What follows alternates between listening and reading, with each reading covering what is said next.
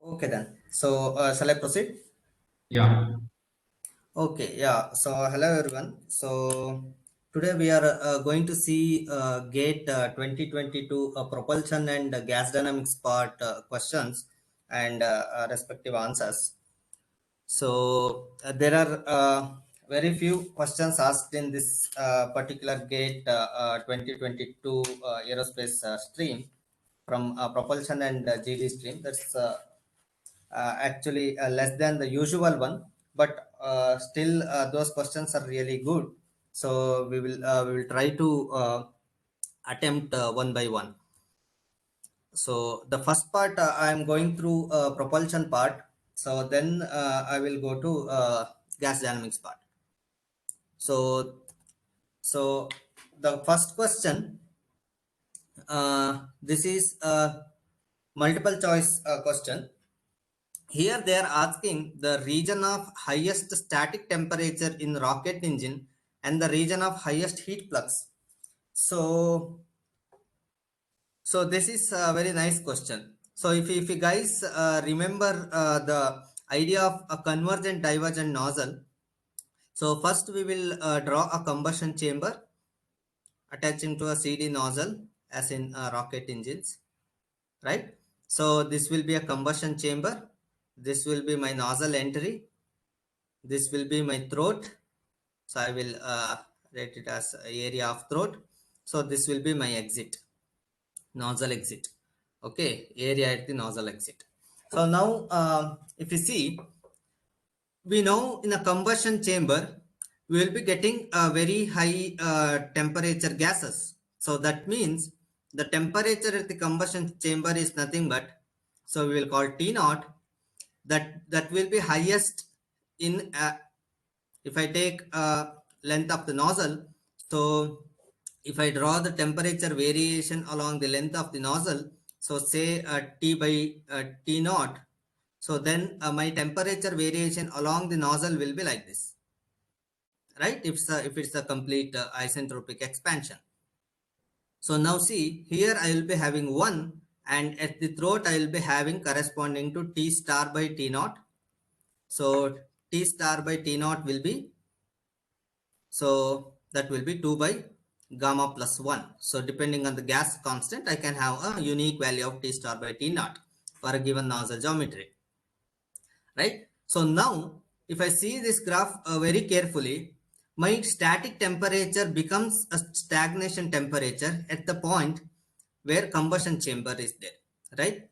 So we can see combustion chamber exit or the nozzle entry where a flow is nearly a zero, or we can say very low subsonic. So there my T naught will be equal to static temperature. So my highest static temperature will be in the combustion chamber. The other part, if I similarly draw the heat transfer coefficient, so that will vary in the nozzle like this. So it reaches maximum at the throat and starts decreasing rapidly. So this is at the throat. So this is H. So in watt per meter square Kelvin, right? So heat transfer will be maximum at the throat, whereas my static temperature will be maximum at the combustion chamber. So depending on this, the option B should be correct. So like you can also check out all other options. Nozzle throat definitely T star is still less than T. So that is why this is not correct for the first part. So we can omit this one. Also nozzle exit also have lowest static temperature. That is again not valid. And again nozzle throat is one of the option, highest static temperature. So we can also eliminate these three, so that also gives us the option B as the correct answer.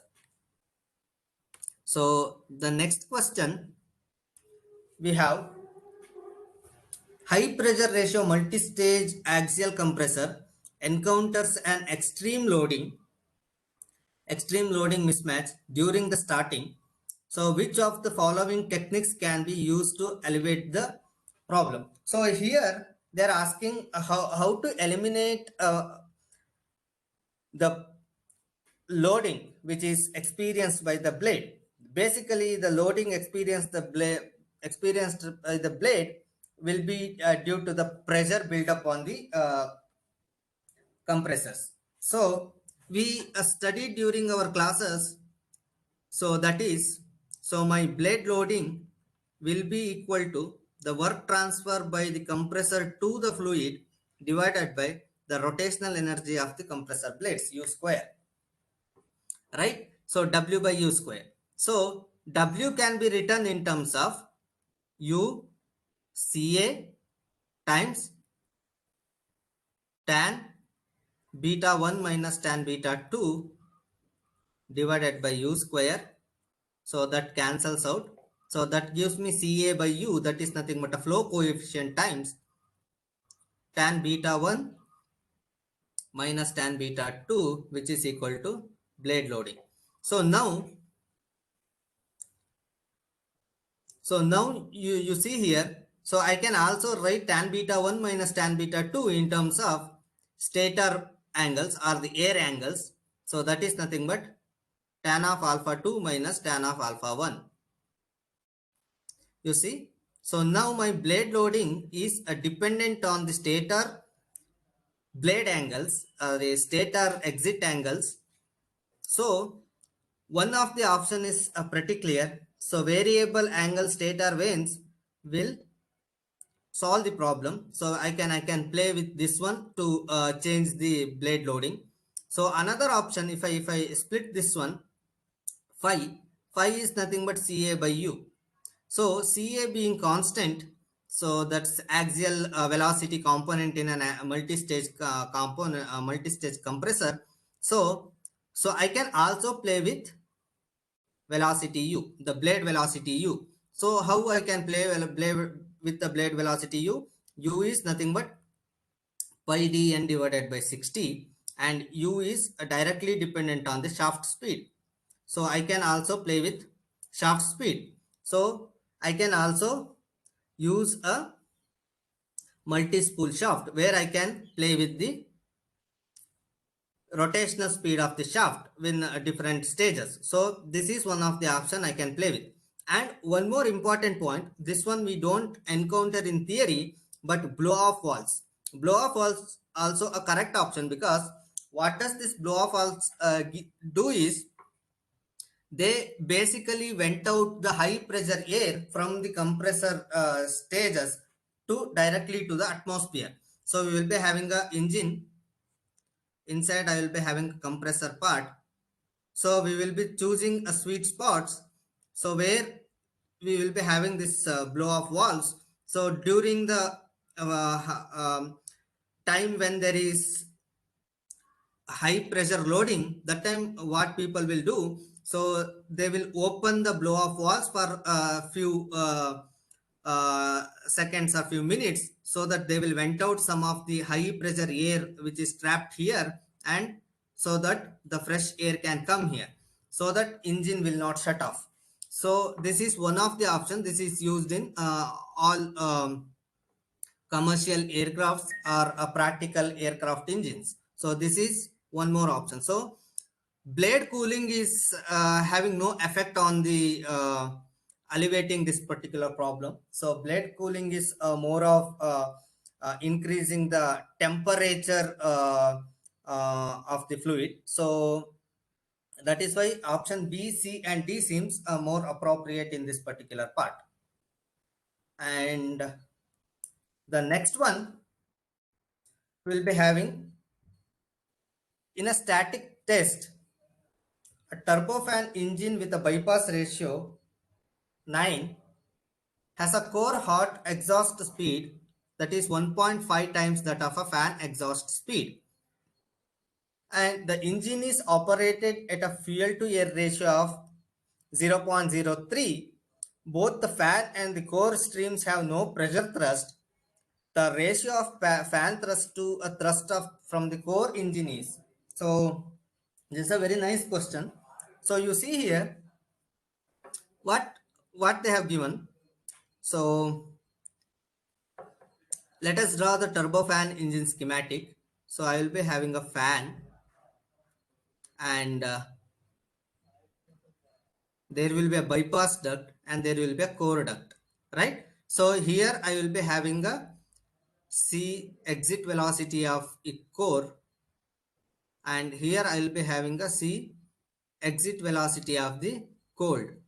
So instead of writing it core, we will write it as hot. So that will be more easier to differentiate. So Cj hot and Cj cold are the exhaust velocities from the core engine and the bypass duct. So now you see they are also given the core hot exhaust speed is Cj hot is 1.5 times the Cj cold. This is one of the information they are given. Also they are given bypass ratio beta, that is nothing but mass flow rate of the cold air to mass flow rate in the hot air. So that is given to be 9, right? So now they are also given one more information, that is a fuel to air ratio. Fuel to air ratio is nothing but mass flow rate of the fuel to mass flow rate of the hot air, because here the fuel to air ratio is calculated depending on the percentage of mass which goes through a core engine, because there only the mass of the fuel is added with respect to the air which is coming into the engine or the combustion chamber. So this is defined based on the mass of the fuel to mass of the hot stream. So now you see here, so these are the information given. So now we are going to construct our thrust equation. So the thrust equation is a straightforward, that is a combination of cold thrust plus combination of hot thrust plus inlet momentum drag. So that is nothing but minus m dot ci. Since no information is given on m dot ci, inlet momentum drag, so we are not concerned about this particular part now. So all we need is the ratio between f cold to f hot. So that is why yeah, f cold to f hot.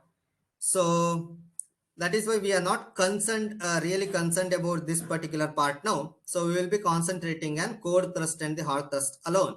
So what is the cold thrust? Cold thrust is nothing but mass flow rate of the cold air times velocity at the exit of the bypass duct plus the pressure thrust. So they are already given the pressure thrust. So the pressure thrust in both the cases can be treated as 0, because both the fan and the core streams have no pressure thrust. That's what they are given in the question. So I can take out this part. So now similarly, if I write the thrust equation for the hot part, hot gases, so that is again mass flow rate of the hot air plus mass flow rate of the fuel times a exhaust velocity of the hot thrust, hot gases, plus the pressure thrust, again it goes to 0. So now we have to take the ratio between these two. That's what they are asking. So now we will do more formally. So now we have F cold is nothing but mass flow rate of the cold air times the Cj of cold air. Again, F hot is mass flow rate of the hot air plus mass flow rate of the fuel times the Cj of hot air. So now mass flow rate of the cold can be written in terms of mass flow rate of the main air times beta by beta plus 1. Why? Because mass flow rate of the air is nothing but mass flow rate of cold plus mass flow rate of hot streams. So if I divide it by mass flow rate of cold, so that gives mass flow rate of air divided by mass flow rate of cold will be equal to 1 plus 1 divided by beta. And if I rearrange it for mass flow rate of cold, so that will give me beta times mass flow rate of air divided by 1 plus beta. Similarly, mass flow rate of hot can be written in terms of mass flow rate of air divided by 1 plus beta. So this we need to keep in mind. So now this is Cj of cold air plus, again, if I take mass flow rate of the hot air is nothing but mass flow rate of air divided by 1 plus beta plus mass flow rate of the fuel times a Cj of hot, right? So now you see here, so somehow we have to account for the mass flow rate of fuel. So how we can account for this one? So this one, if I take the mass flow rate of F, so F is nothing but mass flow rate of fuel divided by mass flow rate of hot air, or I can also write mass flow rate of F is nothing but F times mass flow rate of hot air. So I can replace that one here. So that gives me mass flow rate of air times beta by beta plus 1 times a Cj of cold air plus mass flow rate of air divided by 1 plus beta plus m dot f. M dot f is f times mass flow rate of hot air, that is f into m dot a divided by 1 plus beta times Cj of hot, right? So now I can easily take out mass flow rate of air common from whole equation.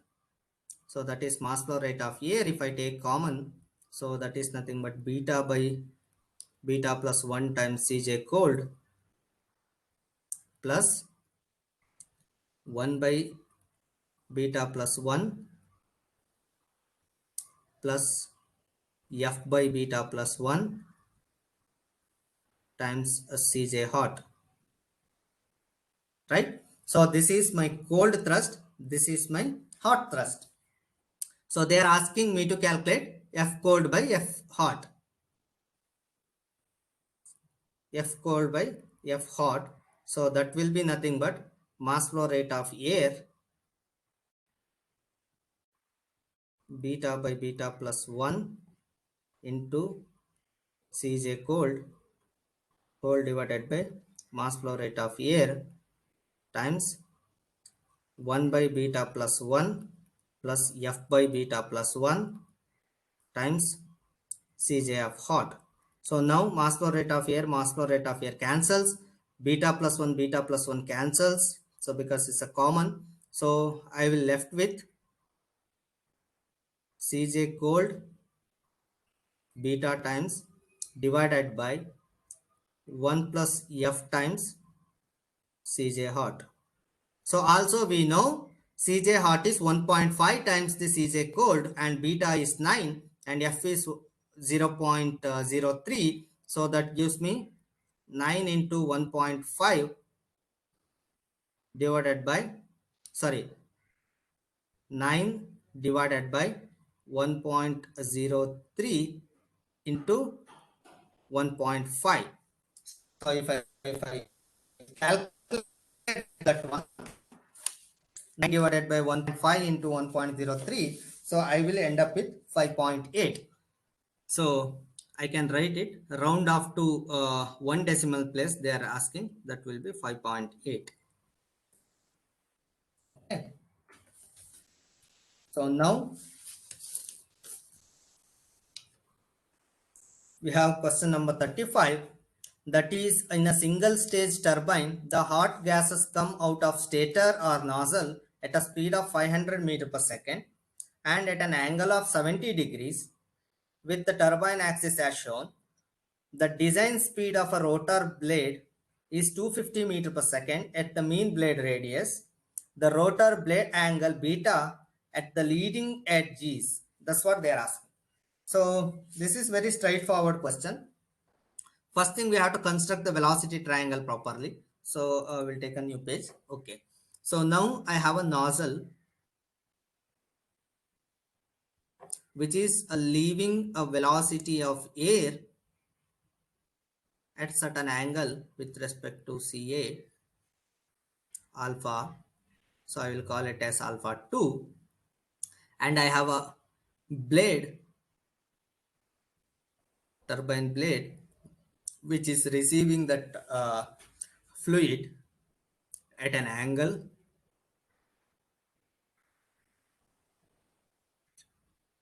beta 2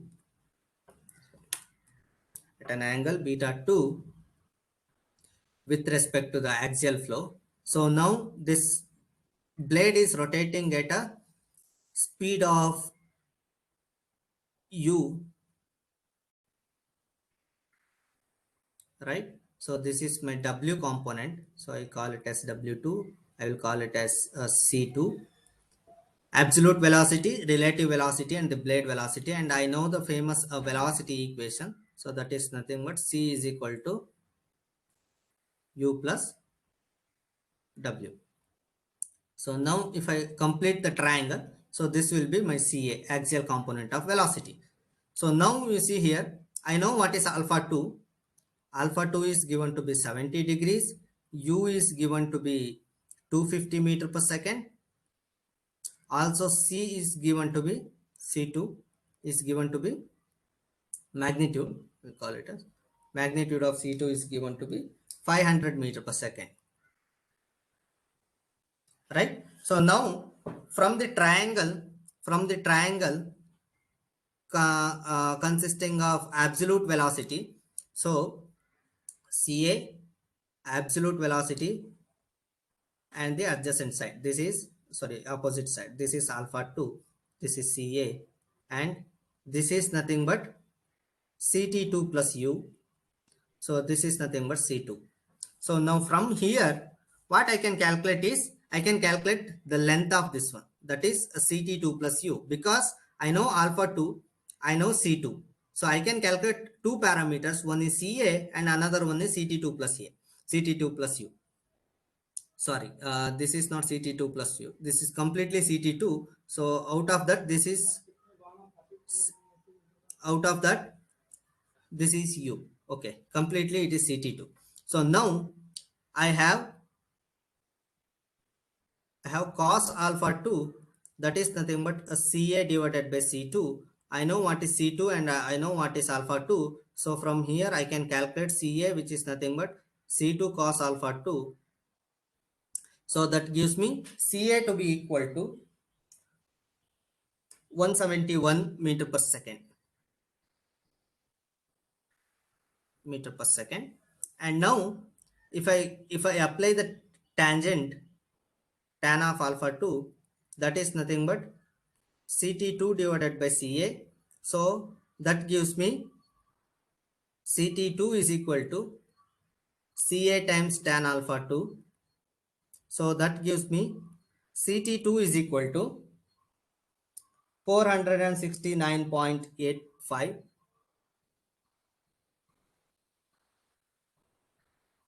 meter per second. So now I know CT2, so I can easily calculate WT2.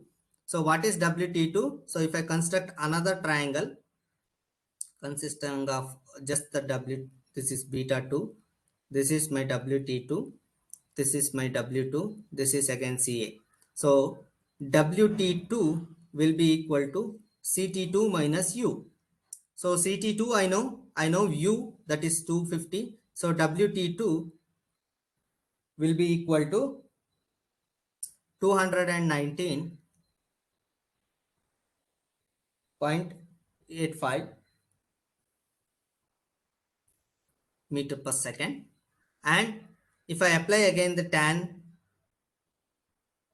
beta 2, that is nothing but WT2 divided by CA, or I know WT2 or CA, so I can directly calculate beta. So that gives me beta 2 will be equal to 52.1 degrees. They are asking us to round off to the first digit.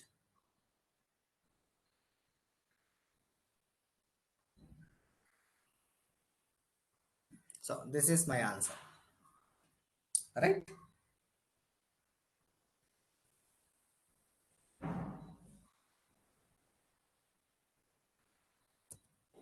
Yeah. Which of the following is not always true for a combustion process taking place in a closed system?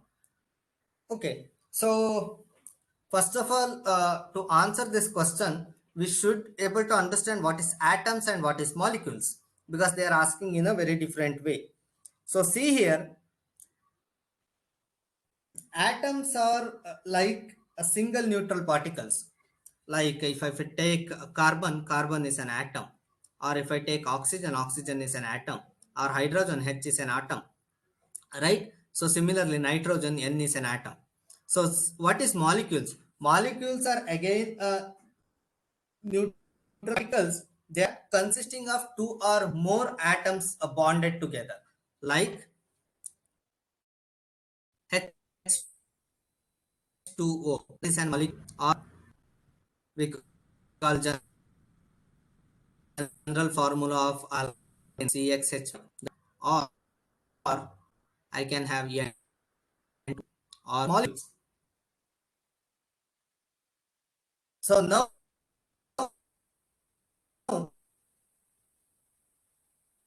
the combustion is, it is very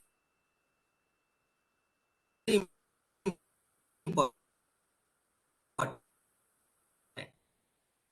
So what we will take the process,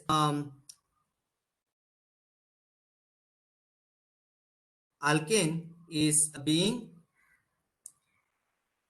so times the oxygen plus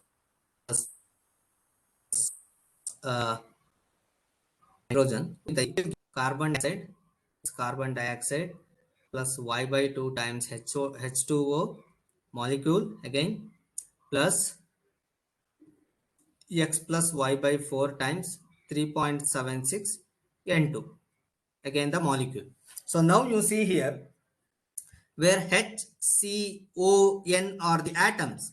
Now you see here number of atoms of oxygen. So that is nothing but X into O2, that is 2XO plus Y by 2O, right? So you see here also 2x and y by 2o, that is conserved. Similarly, if I say the carbon atoms, x carbon atom, here also x carbon atom, that is conserved.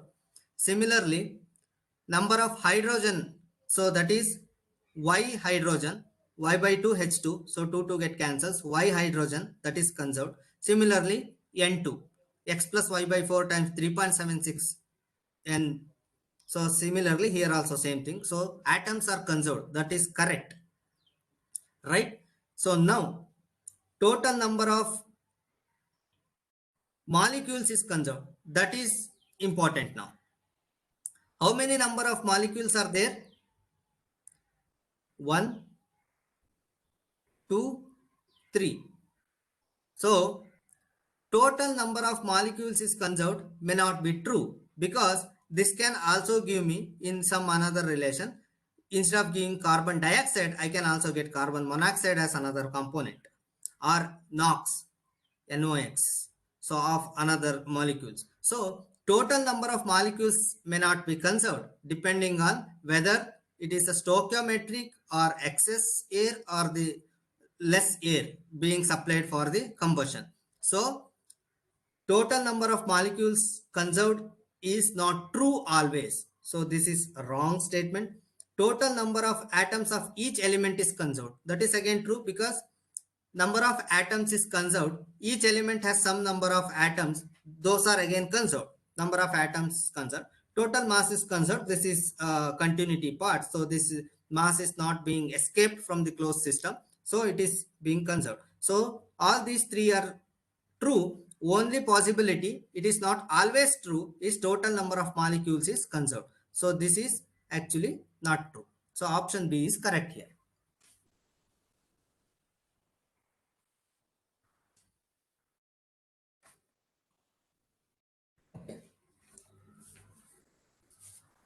Question number 47. A rocket operates at an absolute chamber pressure of 20 bar to produce thrust F1. The hot exhaust is optimally expanded to 1 bar absolute pressure using a convergent divergent nozzle with an exit to throat area ratio of 3.5. and the thrust coefficient is CF1, which is equal to 1.42.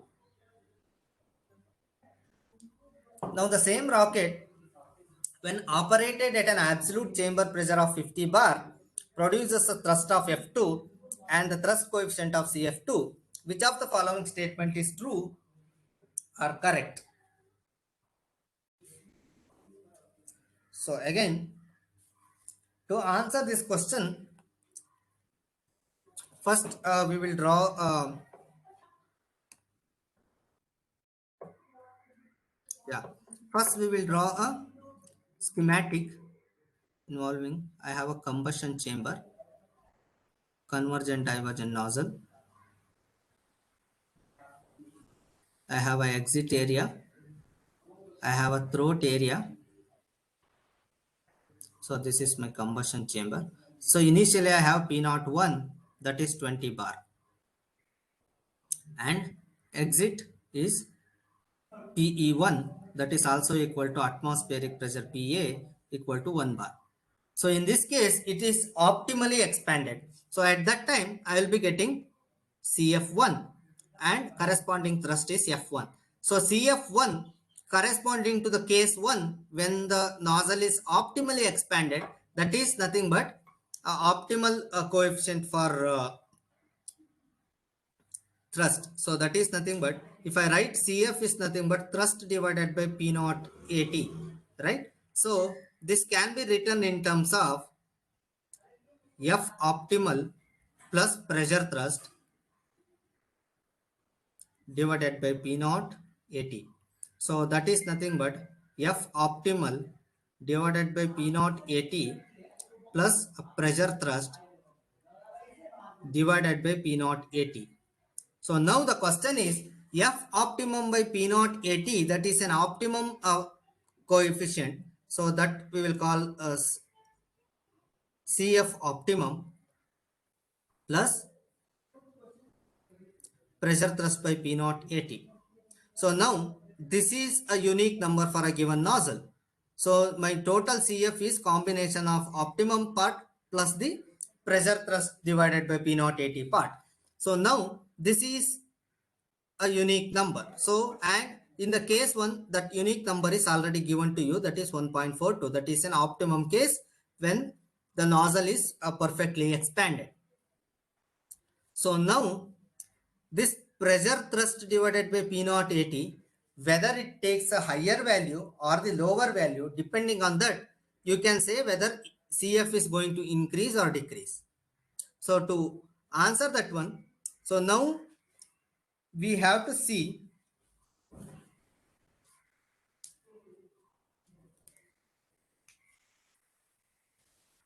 So now this nozzle geometry is fixed. For a given nozzle geometry, AE by AT, I can have one unique Mach number, right? M exit. So one unique Mach number, that is an optimal condition. Anything other than that is not an optimum operating condition. But I can change the operating condition by changing the upstream condition. The mass flow rate I can change changing the upstream condition, but whatever I change over here, it is not going to affect. But in the question, interestingly, they are not changing anything in the downstream side. They are only changing the combustion chamber pressure now. They are changing it from 20 bar to 50 bar in the case 2. So now they are asking what happens to the thrust 2 and what happens to a thrust coefficient in the case 2.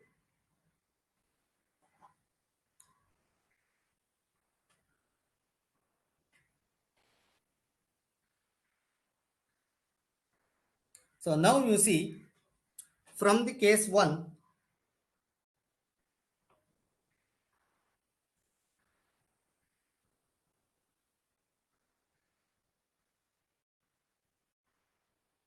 from the case 1,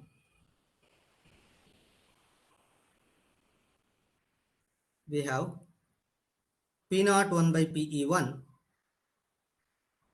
P01 by PE1, which is equal to 20 divided by 1, that is 20.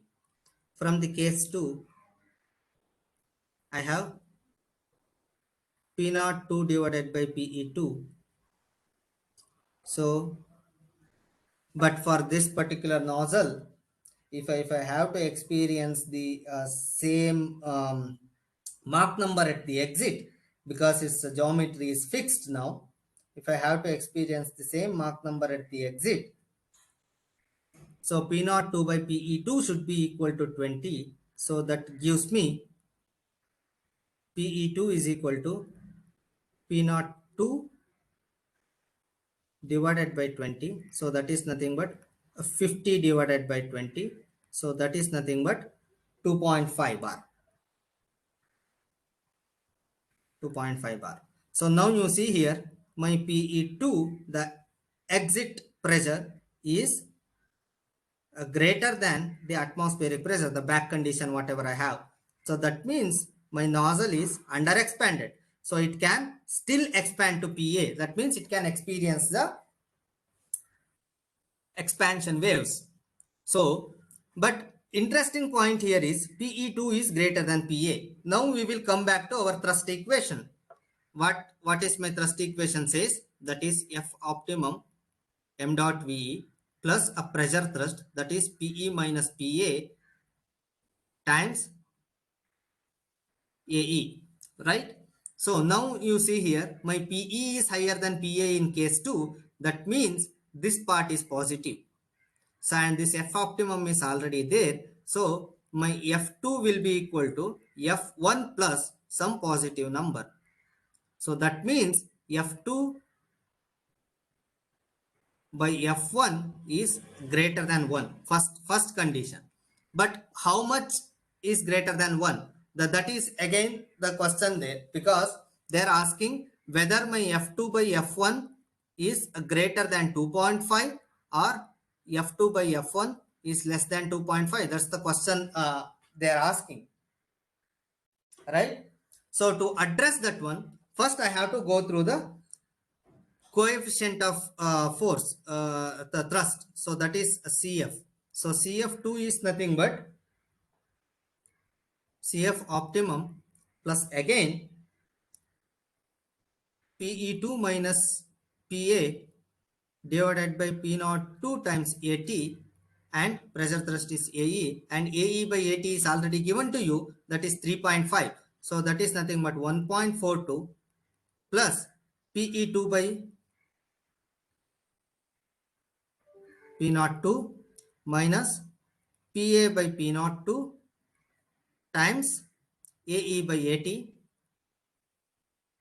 So that is nothing but 1.42 plus PE2 by P naught 2, that is nothing but 1 by 50 I have, minus PA by P naught 2, sorry, this is nothing but 1 by 20, PA by P naught 2, that is 1 by 50 times AE by AT, that is 3.5. So now 1.42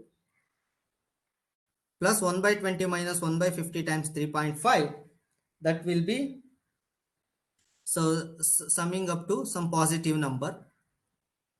So that is nothing but 1.525. So that means my CF2 by CF1 is greater than 1. That is one of the results we have. Now because CF2 is greater than CF1, also I know the definition of a CF. So that is nothing but CF is nothing but thrust times P naught AT, or CF2 can be written as F2 into P naught 2 AT. Similarly, sorry, this is wrong. So F can be written in terms of CF P naught AT, because CF is nothing but F by P naught AT. So F2 is nothing but CF2 P naught 2 AT. Similarly, F1 is nothing but CF1 P naught 1 AT. Nozzle area is not changed. So if I take the ratio between F2 by F1, so I know CF2 is 1.525 and CF1 is 1.42 and P naught 2 is 50, P naught 1 is 20, 80 get cancels. So if I get a F2 by F1 ratio, that is nothing but 1.525 times 50 divided by 1.42 times P naught 120. So if I do this one, I will get 2.68. So that means F2 by F4, F2 by F1 is a greater than 2.5. So that is one of the part we had to answer, because if you solve to this point, you get 2.5 times. So you should not think it is 2.5 times. So if I go there, so my options are option B, that is F2 by F1, which is greater than 2.5. This is not correct. And CF2 by CF1, this is not equal to 1. This is not correct. CF2 by CF1, which is greater than 1. That is correct. Why? Because we studied in convergent divergent nozzle. So the optimum thrust or the maximum thrust is obtained when nozzle expands optimally. That is true. But as long as we are changing the downstream conditions, then only that is true. But here they are changing the upstream conditions. So that can change my the thrust coefficient and the thrust. So you can see here. So both the cases, the thrust also increased and thrust coefficient also increased from the initial case or from the optimum case. Okay. Now this is the last question from no, this is not the last question, I guess. We have one more. Yeah. So this is ideal ramjet question. Ideal ramjet is to operate with the exhaust gas optimally expanded to optimum pressure at an altitude where temperature is 220 Kelvin. The exhaust speed at the nozzle exit is 1200 meter per second, and they are also given at a temperature of 1100. Very straightforward. They are also given the gas properties, right? So now you see here. First, what I will do, I will do a schematic. I have a ramjet engine, right? So I have a inlet condition Mi. I have a exit condition, that is M exit, right? So what does it say? Ideal ramjet, that means inlet Mach number to be equal to exit Mach number. Also, I have inlet velocity Ci, inlet temperature Ti, and gas constants at the inlet. They are the properties of air. Gamma A is 1.4. This is 220 Kelvin.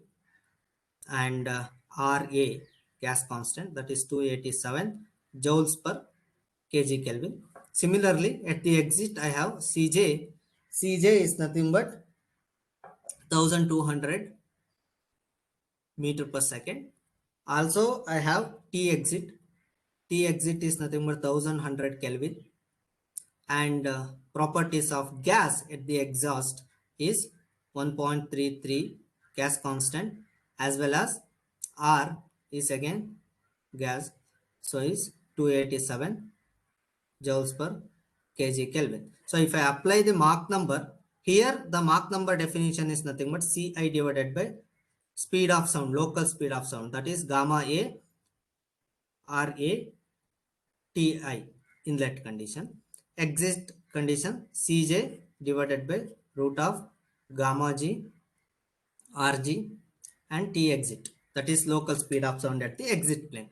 So now they are asking me to calculate Ci. So that is nothing but Ci is nothing but Cj times square root of gamma A Ra Ti divided by gamma G Rg Ti. I know Ra is equal to Rg, so this get cancels. So that gives me 1200 times square root of 1.4 into 220 divided by 1.33 into 1100, right? Gamma G into Te, 1100. So if I do that one, I will get an answer of 550.5978. But they are asking us to round off to the next nearest integer. So that is 551 meter per second. Ci, that is my answer. You see here, So the one important thing you have to note down while solving this question is the values of gas constants. So they are not the same for inlet and exit condition. So if you are used 1.4 as an universal constant, then you will end up with 537. That would give you the wrong answer. Okay. Now the 65th question, that is a multi-stage compressor takes in air at 1 atmosphere and at 300 Kelvin and compresses it to a minimum of 5 atmosphere. The mean blade speed is 245 meter per second. Then the work coefficient, they are given in terms of change in tangential velocities to speed of the blade. So delta Ct by U is 0.55 for each stage. That is the stage work coefficient. So now for air, UCP is equal to 1005 joules per kg Kelvin, and the gas constant for air to be 287 joules per kg Kelvin, and specific heat ratio gamma is 1.4. Then if the if the compression is isentropic, the number of stages required is. So from here, what are the things we can actually observe? So what I'll do, I will go to the next page. Again, the schematic. I have a multi-stage compressor, right? I have multiple stages. I don't know what is the number of stages, but I have the inlet condition P01 to be 1 atmosphere and T01 to be 300 Kelvin. Also, exit condition P02, if I treat it as, that is a 5 atmosphere. So that gives me the the overall pressure ratio pi overall will be equal to 5. Now, they are also given in the question the compressor works isentropically. So that is nothing but the compressor efficiency is nothing but 100%. One. So now, so for the stage, what are all the things they are given? So it is rotating at a mean blade speed of 245 meter per second, and for the stage work done coefficient, so that is given in terms of delta CTT delta C theta divided by U, that is 0.55, right, for each stage. So now to calculate the number of stages, we need delta T naught change in the overall divided by delta T naught change in individual stage, right? So delta T naught overall can be calculated from the compressor efficiency form. Delta T naught stage can be calculated from the work done. So I also know that work done in stage is nothing but Cp into delta T naught stage, that is also equal to U into Ct2 minus Ct1. So that is nothing but U into C or delta C theta. So tangential component of velocity change. So, and delta C theta can be written in terms of, from this equation, delta C theta is equal to 0.55 times U. So that if I substitute here, so that becomes 0.55 times U square. So U is given 45. So that is nothing but Cp delta T naught stage. So that is nothing but delta T naught stage equal to 0.55 U square divided by Cp. So if I do that one, I will get delta T naught stage to be equal to 32.85 Kelvin. Similarly, if I use the efficiency, compressor efficiency is nothing but T naught 1 times pi c gamma minus 1 by gamma minus 1 whole divided by delta T naught. So eta c is 1. So my delta T naught overall will T naught 1 times. So I know T naught 1 is nothing but 300. Pi c is nothing but 5 to the power of 0.4 by 1.4 minus 1. So that gives me delta overall to 175.15.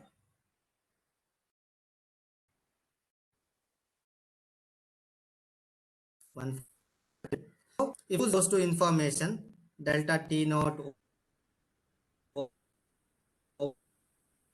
overall and delta T naught stage number, and they are specifically asked round off to the next highest integer value. It's nothing but equal. You see here,